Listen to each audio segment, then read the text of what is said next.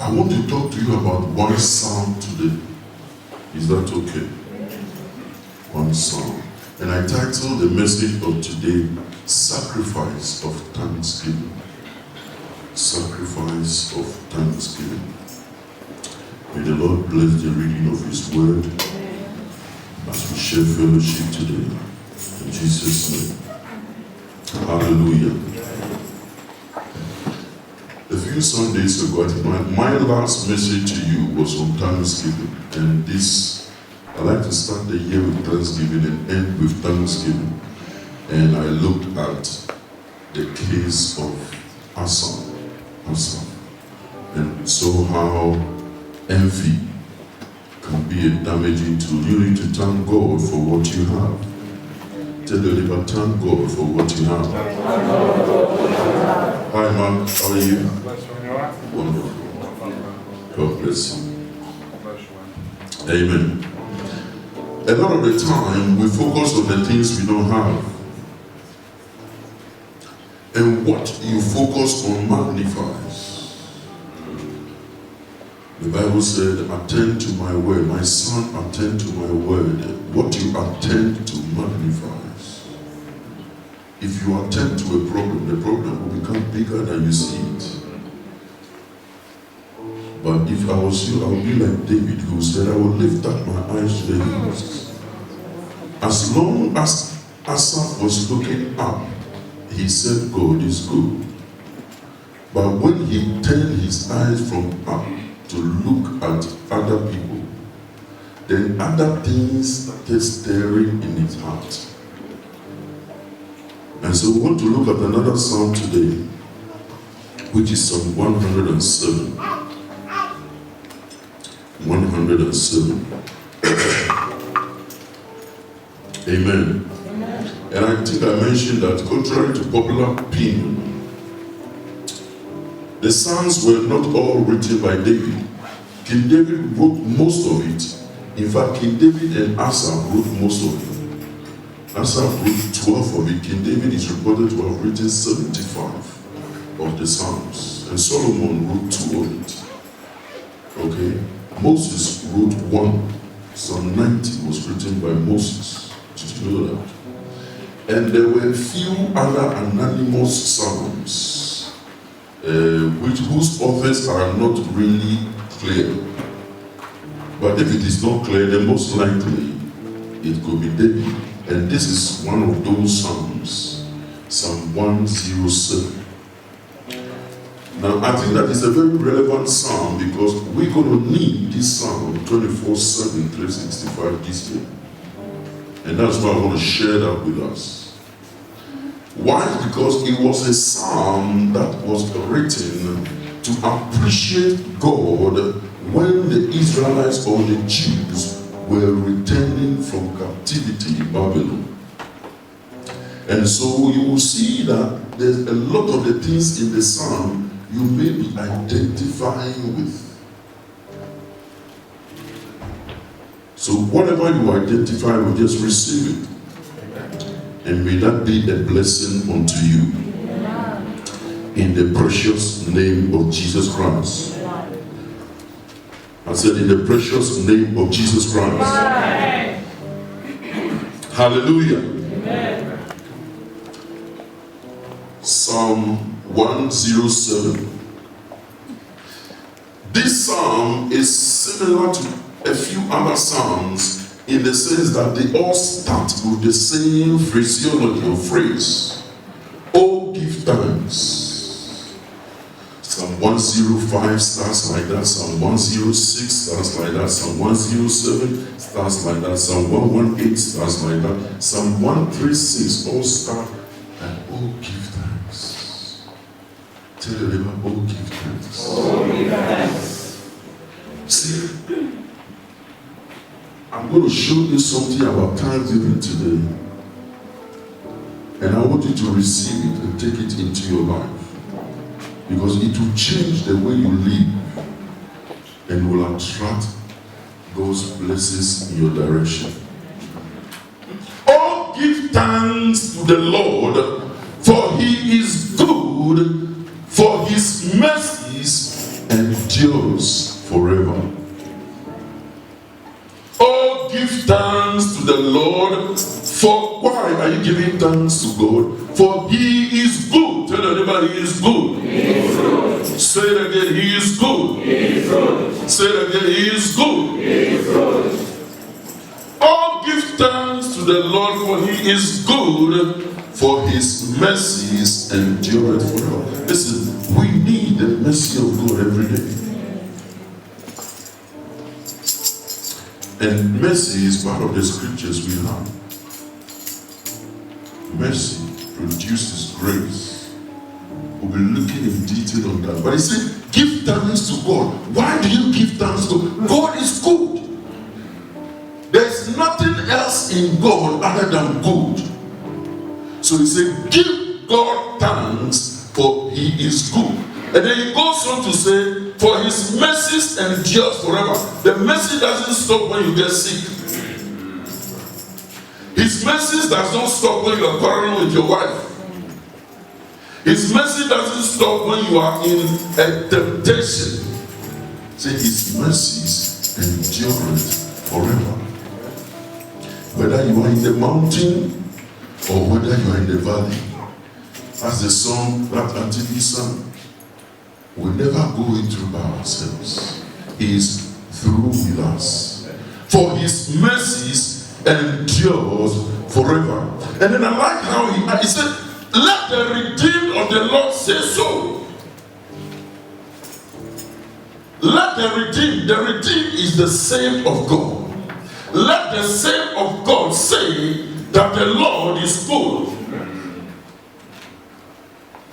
Can I hear somebody say the Lord is good? The Lord is good. The letter came to you at home. They said, I regret that the interview that you went to. The Lord is good. Amen.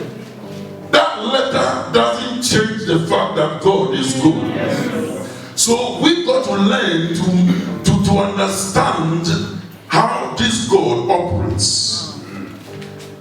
The Bible says that my people are gone into captivity for lack of knowledge. But today knowledge is coming to you. Amen. Oh, give thanks unto the Lord, for the Lord is good, and His mercies endure forever. And then he said, anyone who is saved, anyone who says Jesus Christ is Lord of your life, let that person say, not that person think. He said, let that person open your buccal cavity and speak out and say that the Lord is good. Can I hear somebody say amen? Amen. Go to verse 21 to 22. That is the premise on which I want to stand. And I want to show us where we end. And then we'll go and take the stories in between.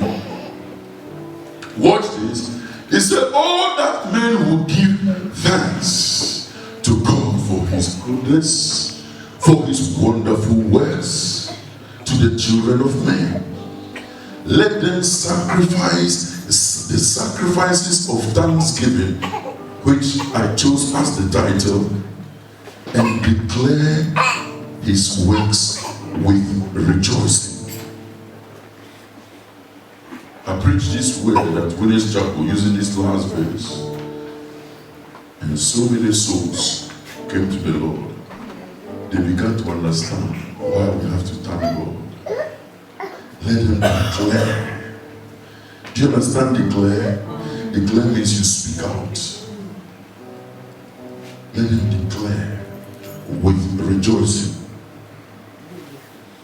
Hallelujah. So let's come to verse 4. Something was happening here. Let's fly from verse 1 to 4. I want to show you something. Hallelujah. Amen. From verse 1 to 4. Oh, give thanks to the Lord, for he is good, for his mercy endures forever. Let the redeemed of the Lord say so. I want you to underline that word. Let the redeemed of the Lord say so. From the hand, let the redeemed of the Lord say so. Who he has redeemed from the hand of the enemy. Is there anybody here who God has redeemed you from the hand of the enemy? God says you should say that the Lord is good. And gathered out of them the lands from the east and from the west, from the north and from the south. Verse 4 says, they wandered in the wilderness in the desolate way. They found no city to dwell in. I want to take verse 4. What's verse 4? Verse 4, this one doesn't give you the verses. The verse 4 is they wandered in the wilderness, in the desolate way. That is verse 4. Verse 4 says they wandered in the wilderness. Can you tell somebody they wandered in the wilderness? There's a lot of theology today, but it's going to make sense in a minute. They wandered in the wilderness, verse 4. I didn't understand verse 4. Because when I got to verse 3, before verse 4, verse 3 says, whom he has redeemed from the hand of the enemy and gathered out of the land. He went and redeemed them, saved them from Babylon. He gathered them out of the lands from the north, from the east, from the west, from the north, and from the south. So he went and physically gathered them all together. And the Bible said he was leading them in the wilderness by a cloud of pillar by day and fire by night. He was leading them. And yet, verse 4 says they wandered. How can God be the one leading me? And I am still wondering. I don't know whether it is just me. That sometimes you feel that God has spoken to you and you are still wondering. And wondering whether he is leading you or not. God says that person who finds himself in that wandering situation, who is led by God, let him see that the Lord is good. That person. I get to talk to a few people today who are not sure about your physical state of affairs. You are not sure whether the God who spoke to you is still the one leading you. You are wondering. God said in verse 3, he gathered them and they wandered.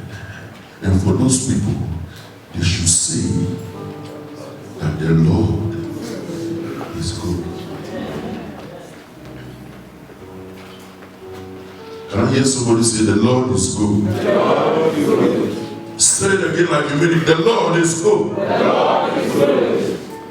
There are three things that we want to learn in this short passage. The first thing we want to learn is that we have a God who helps us and leads us in our wanderings. That's the first point I want to make. So don't worry, Brother Shegu, if sometimes it feels like you are lost. Do you know why?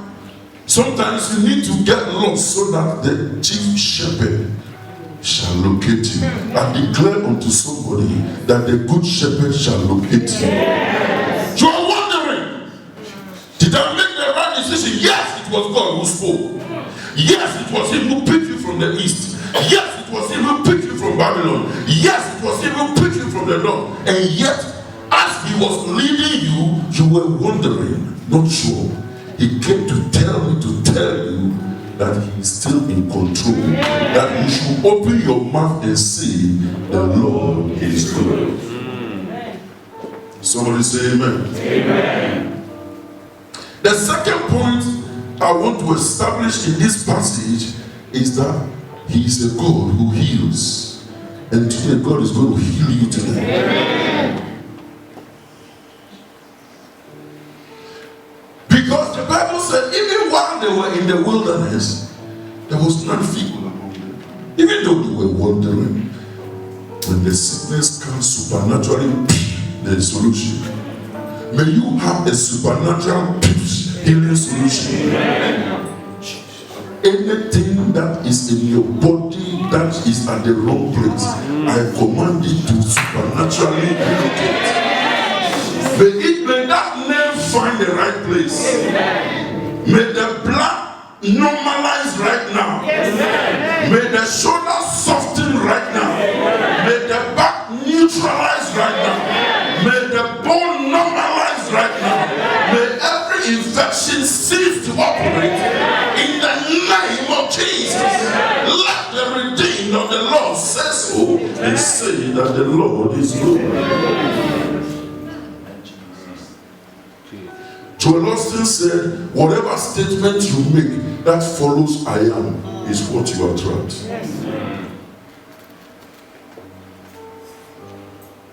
Anything that for I am is the name of God. And when you say I am, everything else that follows it is what you attract. And he said, some of us use our words to attract misfortune. I am, and you begin to say, let the redeemed of the Lord say so. Let the weak say, I am strong. He never promised us a smooth sailing, but he promised a safe landing. He said that your aircraft will land at that airport. You will land on that tarmac. There will be no crash. You will land smoothly on that ground. There may be turbulence in the air, but the Lord, who is the chief pilot, will lead you beside still waters in the name of Jesus. Listen, the presence of your enemies does not stop God from preparing a table before. Who am I talking to? I came to tell somebody today to praise the Lord. I came to tell somebody who is redeemed to say the Lord is good. I came to tell somebody who sees there is no hope at all for me. The Bible said the Lord is my light and my salvation. Whom shall I fear? The Lord is the strength of my life. Of whom shall I be afraid? It may be dark all over you, but God is still light. Who am I talking to? That marriage may look like it is failing, but God said that the Lord is good. You may look like you are wandering in verse 4, but in verse 3, the Bible says he came to gather them. And when he gathers you, he leads you. He leads you beside still waters. He leads you in the marriage. He leads you in your career. He leads you in your ministry. It may look like you're failing, bro. You are not failing. God is preparing you for something.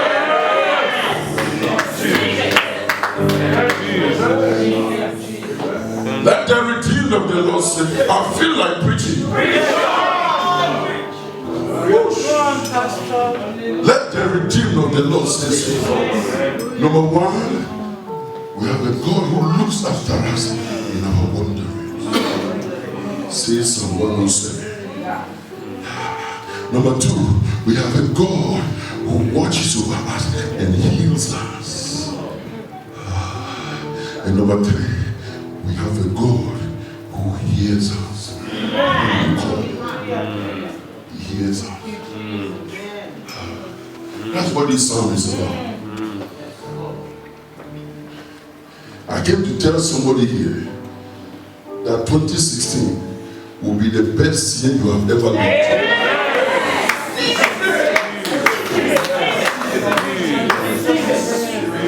Some of you will receive some things this year that all the years put together, your eyes have not seen it before.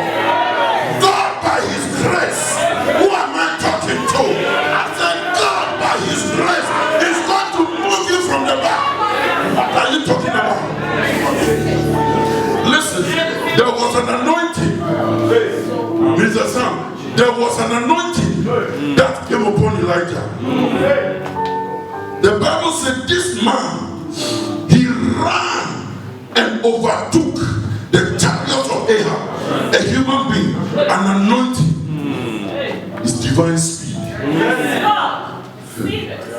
God will invade your address with a divine speed. But he said, let him say that the Lord is good. Let him say. This year, you will say that the Lord is good. Glory to God. I said, glory to God. I said, glory to God. You were wondering.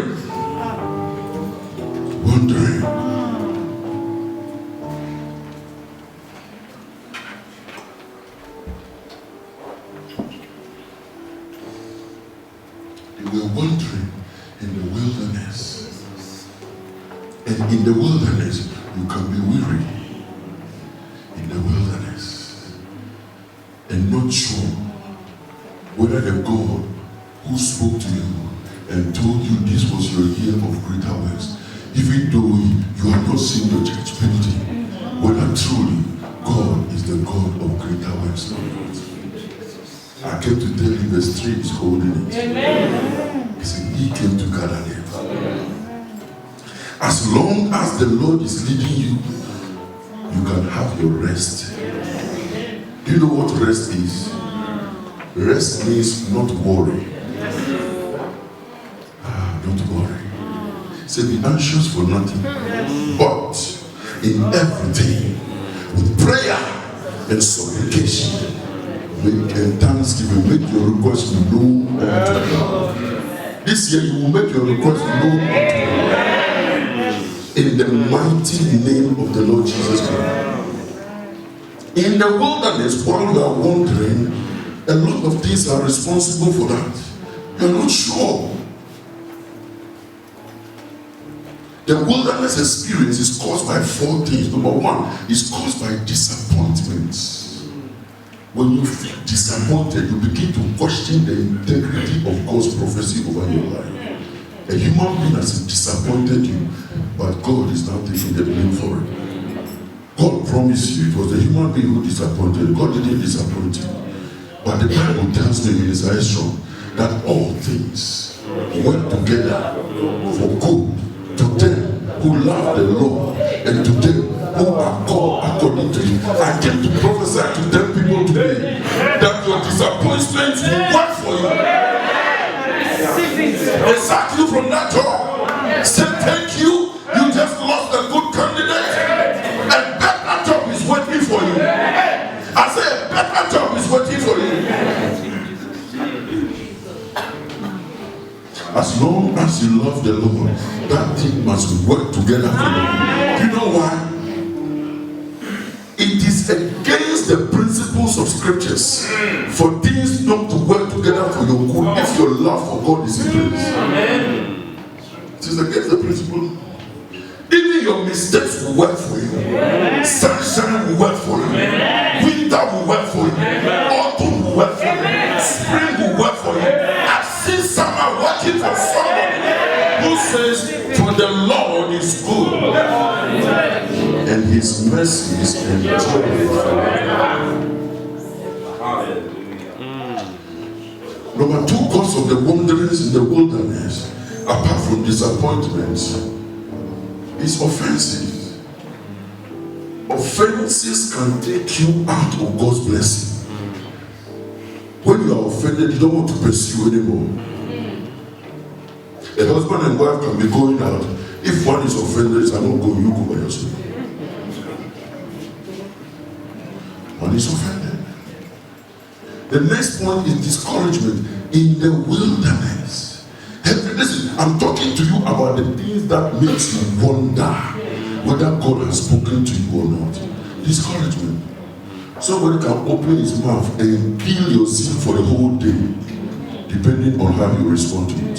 Shut them out! Yes. I said, shut them out! Yes. You have a right to your own opinion. Yes. But as for me, I am beautiful. Yes. As for me, I am handsome. Yes.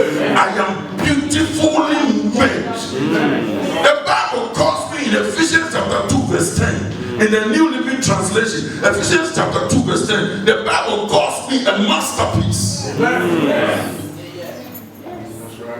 Lift up your right hand. Say, I am God's masterpiece. I am God's masterpiece. Don't allow yourself to be discouraged. Mistakes will come. But run yourself up all the time. Yeah. Why? The Lord is good. Yes. We are God's Masterpiece. We are God's Masterpiece. Are you counterfeit? No. And let me tell you, that's not arrogance. That's who you are. Amen. Tell yourself, I am God's masterpiece. You may not like the way I preach, but I am God's masterpiece. You may not like my handwriting, but I am God's masterpiece. You may not like the color of my suit, but I am God's masterpiece. Tell yourself, I am God's masterpiece.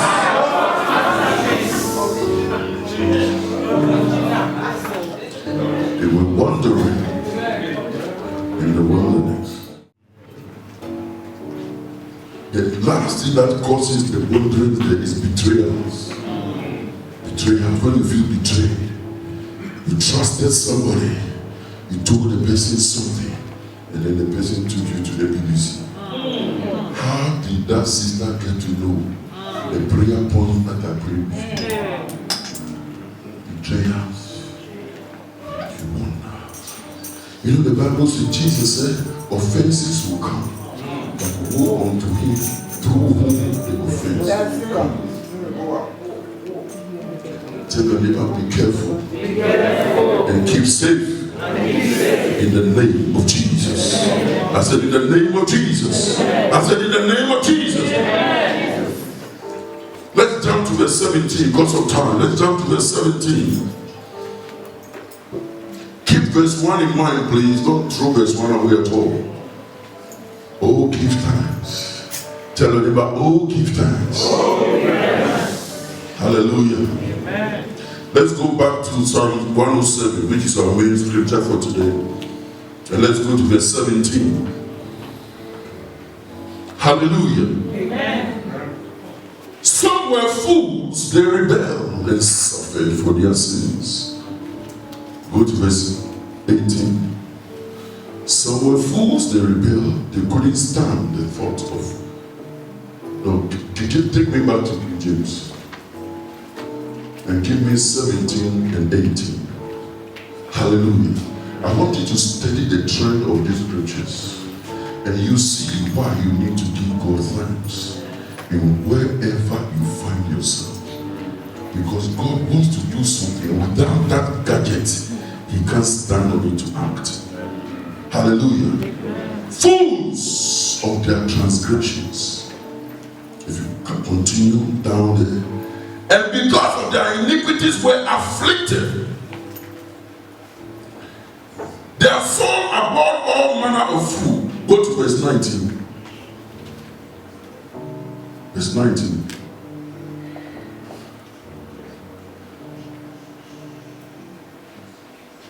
Verse 19.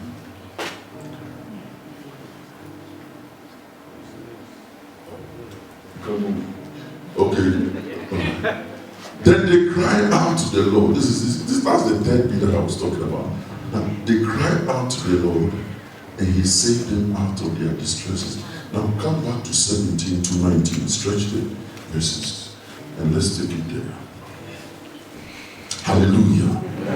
I said hallelujah. Amen. 17 to 19. Look, to fools of their transgressions, and because of their iniquity, they were afflicted. See, there was something that was responsible for taking them through their wanderings. But because of God's grace, even though they were going through the wanderings, because He gathered them, He was still with them. Who is it here who has made mistakes, but God showed up for you? You are the one I'm talking to. He said that of their transgressions and because of their iniquities. I want to pause there and talk to you a little bit about the word transgressions. The word transgressions come from two words. Trans means across. You step outside the line. It's a step out. It's an act. Transgression is an act. Okay? And because of their iniquities, there's a difference between transgressions and their iniquities. Transgression is the act. Iniquity is the attitude behind the act. The attitude that was responsible for producing the act is called iniquity. Transgression is the act itself. Are you with me? We hold on here and then let's come to Isaiah chapter 53, verse 5. And I want you to see what Jesus did for this particular thing. Watch this. I just explained. Transgression is open. It's sin. Sin as S-E-E-N. You can see it. You got committed in the act or caught in the act. That is transgression, where you move beyond authorized line. Paul said, be instant in season and out of season. Rebuke, reprove, and exhort. The reproving has to do with transgression. You are telling the person you are out of line. Rebuke. Tell them, get back in line. Exhort, tell them they can do it by the grace. Transgression is the act. So watch this. They said, but he was wounded for our transgressions. He didn't say he was wounded for our iniquities. The act, wound, is sin. But bruises are not sins hidden under the body. So Jesus was wounded for our transgressions. On the cross, they nailed him, wounded for our transgressions, the acts that we did. But he was bruised, and his bruise took out our iniquities, the things inside of us that gives us the proclivity to want to return to that old man. We've been delivered from something, but something keeps telling me that boyfriend is still available. That's iniquity. That thing inside, Jesus delivered you from it. It's the bruises. There's a difference between bruise and wound. Wound is sin, bruises is under the skin. So Jesus was wounded for the acts of transgression, and he was bruised for our iniquities. He was not bruised for our transgressions. It will take me 2 days to understand.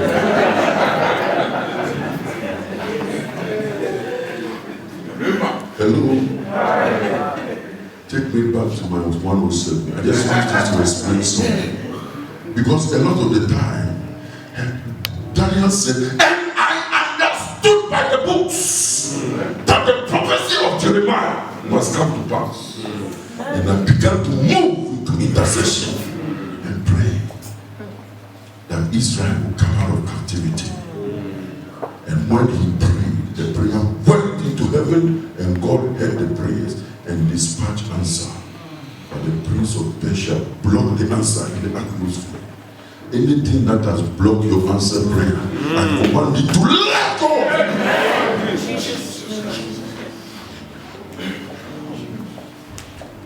Jesus was wounded for your transgressions, and he was bruised for your iniquities. Iniquities is the tendency to think, oh, that sister looks good, even though you are a married man. That is iniquity. Jesus delivered you from that. That's why he was bruised. Do you know what the bruises was? The bruises were the cane that they killed him. It caused something under his skin. But when they hit him and blood was coming out and they nailed him on the cross, that was wound. The wound is what you see.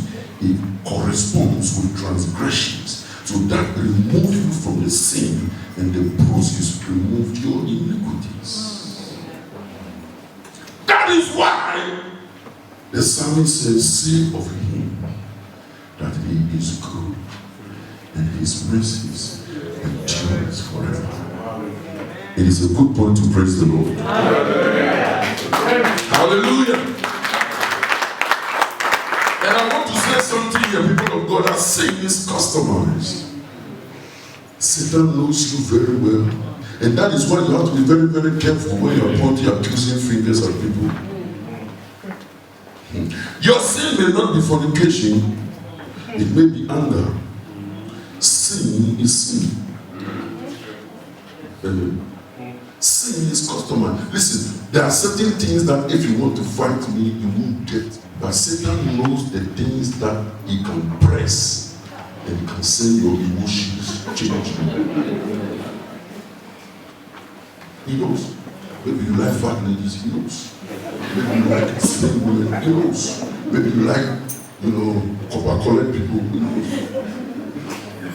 I have a friend, he like fair ladies. I don't know the kind of lady you marry, but I don't know the wife. But if you have that in your mind, Jesus has delivered you from it. But if you are still lingering and wandering in the proclivity, then you are wandering in there. But even that, God said He still calls you and has good plans for you, plans to prosper. I may not be as praying as you, but I don't tell lies as you can. Hello, can I preach? Hello. I may not tell lies. I may be very prayerful. But when it comes to the issue of money, I know how to change my name to the authorities and let them see that I am Kojo instead of Kofi. Hello.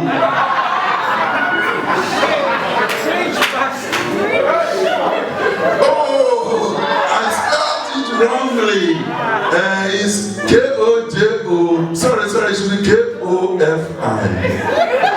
And then 1 hour later, you call another organization, it's K-O-J-O. But you are praying. And you are truthful. And you are even tithing.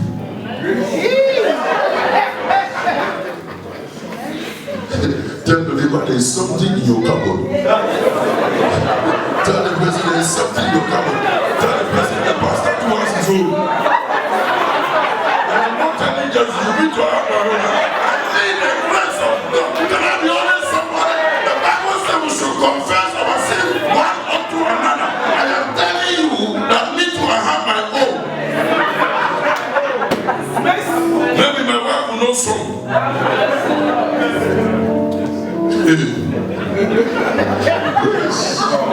But look, God says all of us should lift our hands and say to God that He is good and His mercies. Clap for Jesus.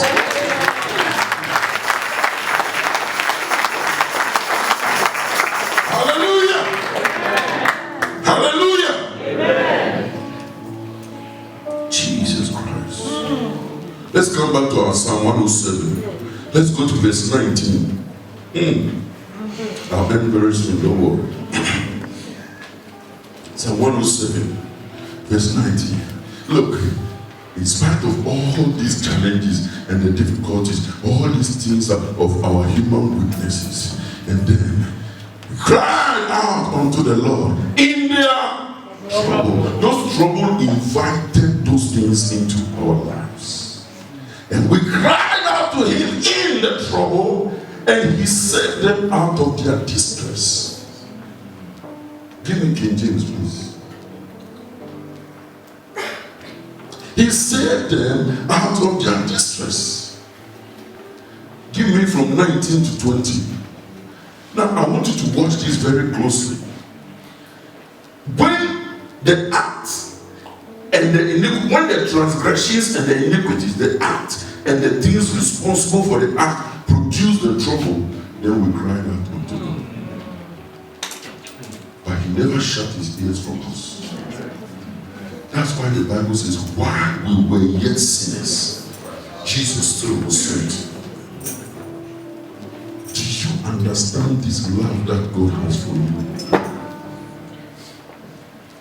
They cried out unto the Lord in their trouble, and He saved them out of their distresses, And he sent his word and healed them and delivered them from their destructions. Hello?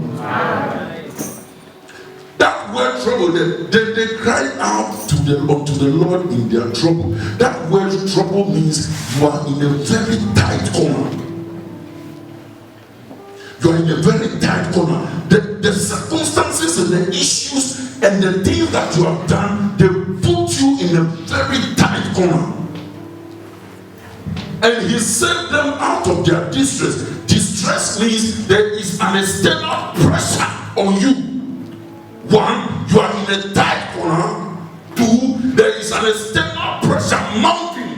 The letters are coming. Your husband is talking to you the way he likes. You went to the office, to the boss is telling you some things. Your heart and everything is beating. You don't know where your body is so tense. Distress talks about external pressure. And he delivered them from their destruction. Destruction means pit or in the grave. So one, you were in a tight corner. Two, you were in distress. External pressure was mounting on that same person. The third thing was that you were being destroyed. You were in a pit like Joseph. You were being destroyed by your brothers, Mr. Sam. But the Bible said, God came down there where you were, reached out to you, and brought you out by his hand. And he said, say unto me that the Lord is good.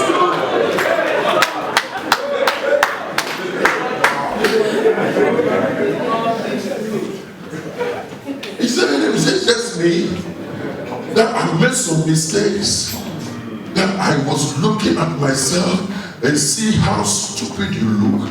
You should have done this and you didn't do it. You should have done this.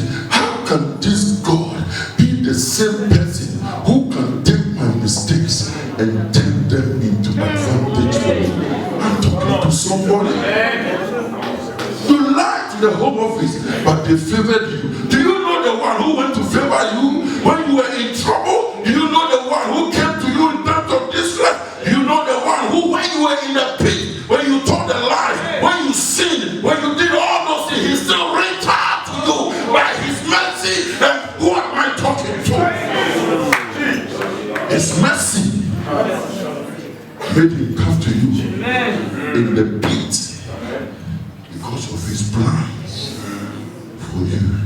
He said, that person, let him say this one, that the Lord is good. And don't be ungrateful. It is reported that appreciating appreciates. That's why I like Thanksgiving services. Appreciation appreciates. May your appreciation appreciate. Amen. Appreciation. Do you know the power in saying thank you? If it wasn't important, Jesus wouldn't have said that the other night. Some of us, we major on the things that we think God hasn't done. When maybe that thing is only a week away. Some of you prayed for some things. If God has answered you that time, you will have been dead by now. Hello? God denied you certain things at certain times, but here you are. In spite of the mistakes you made, in spite of the sins that you committed, he still reached out to you and still watching over you, still providing for you, still keeping you, still protecting you from the hand of the enemy. People are praying against you, but God is turning that prayer to them. Say of him, he is good. Lift up your right hand.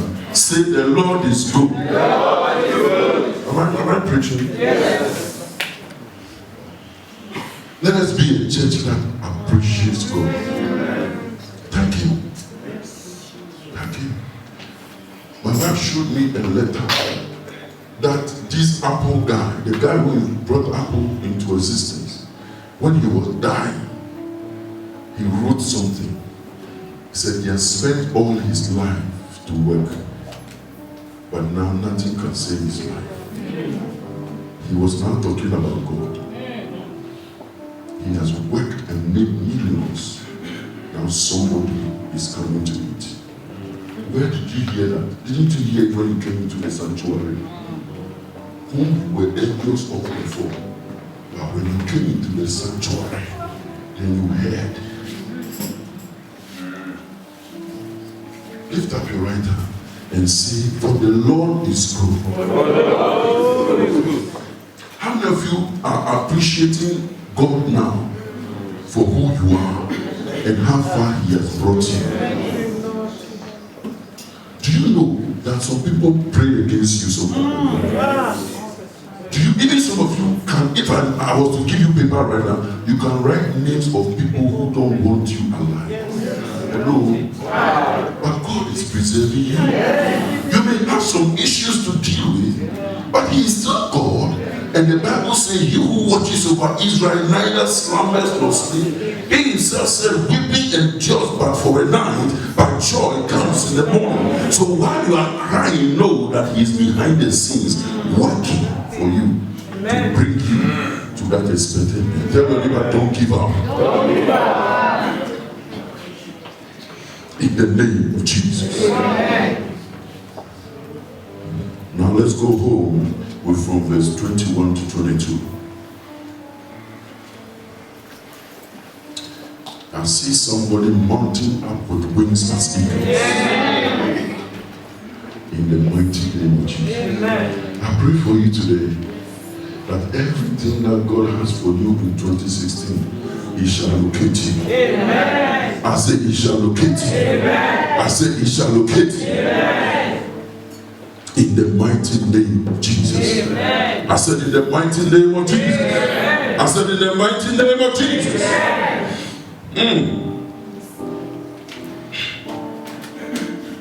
Watch this. I want to end with this verse.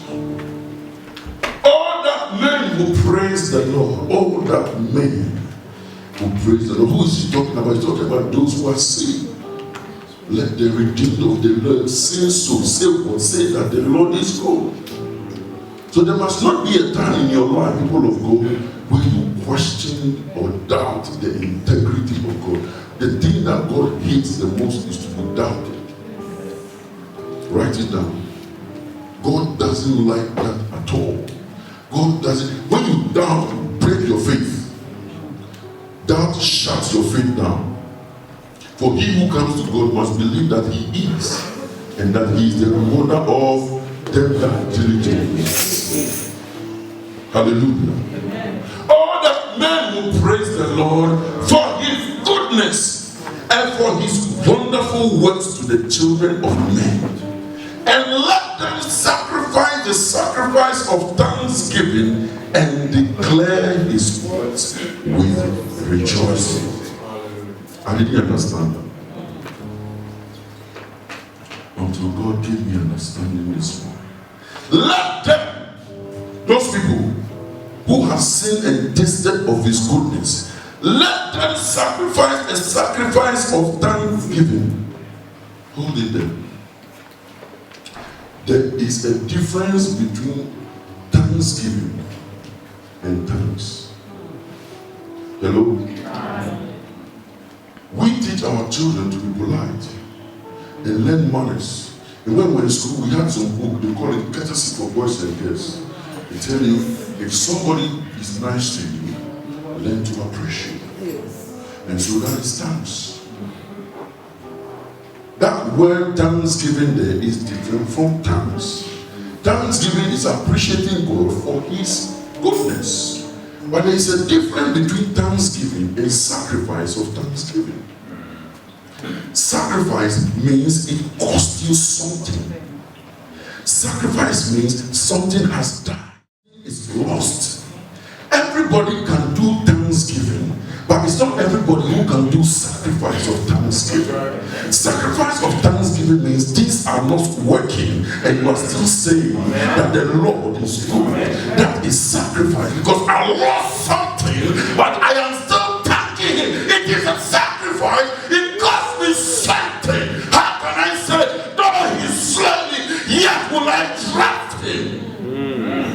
That sacrifice of thanksgiving. I've lost something and I'm still thanking God. That is different from thanksgiving.